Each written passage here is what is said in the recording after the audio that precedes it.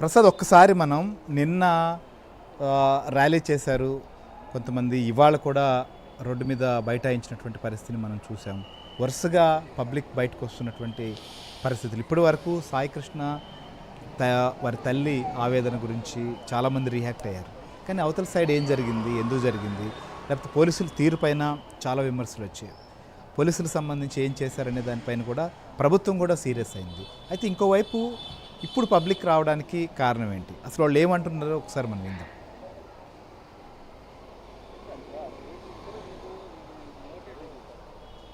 Public reaction కూడా ఒకసారి చూద్దాం. ఇప్పటి వరకు మేము ఇంట్లో నుంచి ఏ రోజు కూడా బయటికి రాలేదు. ఈ రోజు వచ్చి ఇట్లా మాట్లాడుతున్నామంటే సిఐ గారిని అరెస్ట్ చేస్తారన్నారు, అందుకని మేము బయటకు వచ్చి మాట్లాడుతున్నాం. అంతకుముందు మీరు ఇప్పుడు కనుక టాలీ చేసుకుంటే కనుక ఈ రోజు మేము సేఫ్గా ఇంట్లో ఉండగలుగుతున్నాం. ఎందుకంటే మీరు పాస్ట్లో కృష్ణలంక ఎట్లా ఉంది, ఇప్పుడే కృష్ణలంక మేము చెప్పడం కాదు, మీరు కనుక్కోండి ఎలా ఉంది ఏంటన్నది. ఈరోజు సేఫ్గా మేము ఇంట్లో పడుకుంటున్నాము, పిల్లలు సేఫ్గా ఉన్నారంటే అది కేవలం సిఐ గారి వల్లే. ఆయన 9 అయిందంటే ఏ ఒక్కళ్ళు మా ఇంటి ముందు మేమున్నా సరే ఒప్పుకోవట్లేదు అనమాట. అంత సేఫ్గా మమ్మల్ని మేము ఎప్పుడు కూడా సేఫ్ హ్యాండ్స్లో ఉన్నామని మేము ఫీల్ అవుతున్నాం. కానీ ఈ రోజున ఇలా జరగటం, ఇంత అన్యాయం చేయటం అది కరెక్ట్ కాదు.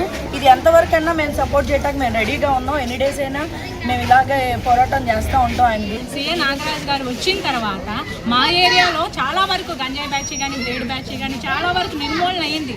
ఈ రోజున ప్రతి ఒక్క ఆడవాళ్ళు రోడ్డు మీద ఉన్నారంటే ఆయనే కారణం అండి. ప్రతిరోజు 9:30 టైంకి రౌండ్స్కి వచ్చి ఒక 4-5 ఉంటే ఏంటి ఇక్కడ మీకు పని చెప్పి ఆగి అడిగి వాళ్ళని ఇంటికి పంపించి చాలా చక్క పెట్టారండి. అసలు ఈ సొసైటీలో అలాంటి పర్సన్ ఉండాలండి. అలాంటి పర్సన్ని మనం వదులుకున్నామంటే రేపు పొద్దున్న మన భవిష్యత్తు, మన పిల్లల భవిష్యత్తు మనకి అసలు ప్రతి ఒక్కరు ఈ గంజాయి బ్యాచ్ బ్లేడ్ బ్యాచ్కి భయపడవలసిందే. విజయవాడ ఇక్కడికి నాగరాజు గారు మన సిస్టమ్ వచ్చిన తర్వాత గంజాయి గాళ్ళు, డ్రగ్స్ గాళ్ళు, ఈ బ్లేడ్ బ్యాచ్ గాళ్ళు విజయవాడ నడిబొడ్డు బస్టాండ్ సెంటర్ అండి. ఇది రైల్వే స్టేషన్కి బస్ స్టాండ్కి మొత్తం నడిబొడ్డు సెంటర్. ఎక్కడ ఎవడొస్తున్నాడో ఎవడెళ్తున్నాడో తెలియదు.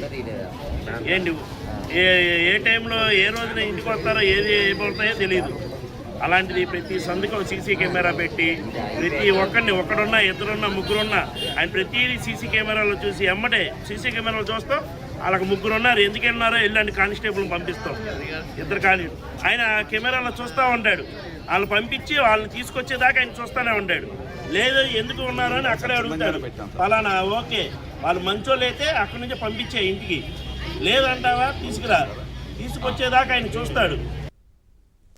రైట్, ఇది పబ్లిక్ నుంచి వస్తున్నటువంటి రియాక్షన్ కూడా. సరే, మొదట జరిగినటువంటి ఎపిసోడ్లో అంతా కూడా మరి పబ్లిక్ ఎందుకు రాలేదు?